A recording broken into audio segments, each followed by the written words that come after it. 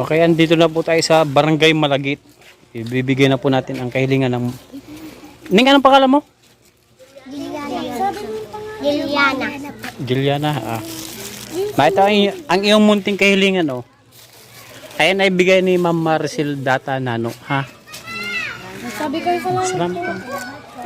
Okay, meron din naiiwan na pa ba kasi Papa Bukyo, ha? Are pambaon mo.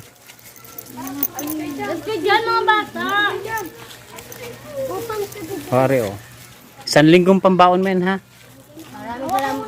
Okay. Alas kayo dyan, upang. Ano pa Bay, napakarami pong bata, oh. Andito na po ako sa pangalawang location.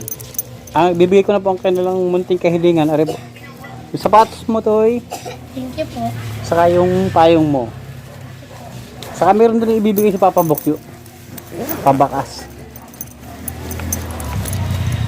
Kareo, pambaon yan, ha? Thank you po. Okay. Andito na po tayo sa pangatlong location, Barangay Larap. Kahit mapagod, let's go lang si Papa Bukyo. Andito na po tayo sa pangatlong location. Ito na po yung tatlong Tagalarap. Mga kailangan po ng school supply. Ari po ay ano, sponsor po ni Ma'am Maricel Data Nano at kay Papa Bukyo. Alin dyan yung ano? Yung sa grade 9 muna, grade 9. Ay, grade 7? Oo, grade 7.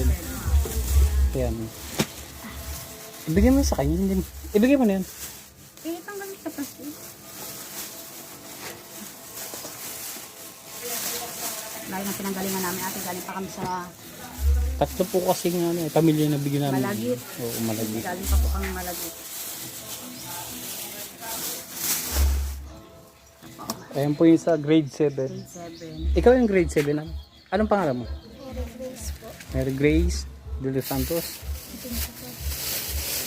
Tapos yung grade 3. Grade 3. Ayun. Ayan po yung sa grade 3. Saan mo yung bag yan? Yan. Sa grade 1 naman, grade 1. Ito po yung grade 3. Opo. Anong pangalan mo ning? Mayan po. Napakaganda naman eh. Sabi ni Ruth niya. Grade 1. Grade 1. Yung bag na yan, original yan, galing Pandubay yan. Oo.